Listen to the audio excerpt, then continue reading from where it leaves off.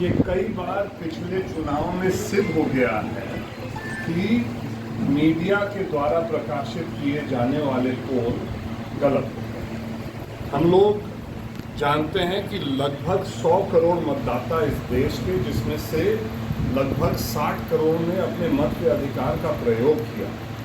60 करोड़ जनता जहां पे अपने मत के अधिकार का प्रयोग करता है, मीडिया को ये स्पष्ट करना चाहिए कि कितने मतदाताओं से उन्होंने सवाल जवाब करके, सर्वे करके ये रिपोर्ट निकाला है। मेरा अनुमान यह है कि किसी भी मीडिया ग्रुप ने या समूह ने 1% मतदाताओं से बात नहीं किया। 1% मतदाताओं से बात किए बिना आप इतना बड़ा पोल निकाल देते हैं, यही अपने आप में प्रश्न चिन्ह खड़ा करता है। और बंगाल में भी गलत हुआ है उनका। हमको याद है 2004 में भी भारतीय जनता पार्टी को हर एग्जिट पोल 250 से ऊपर सीट दे रही थी 2004 में, और जब परिणाम आया तो भारतीय जनता पार्टी और एनडीए, भारतीय जनता पार्टी 138 और पूरा का पूरा एनडीए 150 के लपेट में आया था उस चुनाव में। तो ये गलत होते हैं, इसीलिए हम लोग का सवाल उठाना वाजिब है। और हम लोग जानते हैं जिस तरह का कुछ ना कुछ मीडिया पे और अधिकारियों पे दबाव बनाए रखने के लिए ये पोल आता है। नहीं तो कल से मतगणना होगी, इसमें आप लोग सतर्कता करके क्या? हम लोग इंडिया गठबंधन के हर एक सीट पे, हर एक मतगणना स्थल पे और हर एक टेबल पे मजबूती के साथ एक ईमानदार समाजवादी पार्टी का हो, कांग्रेस पार्टी का हो या इंडिया गठबंधन के अन्य घटक दल के साथी मजबूती के साथ अंदर भी रहेंगे।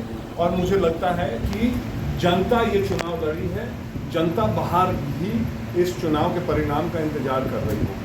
अगर कोई भी गड़बड़ी होगी तो जनता इसका हिसाब लेने के लिए मुझे लगता है कि तैयार रहेगी। ये हम लोग के बस में नहीं है। जनता ने हम लोगों को ये चुनाव लड़ाया है, और जो जनता का भरोसा और विश्वास हम लोगों को मतदान वाले दिन दिखा था, वही आपको कल वहाँ मतगणना स्थल पे भी आपको दिखेगा।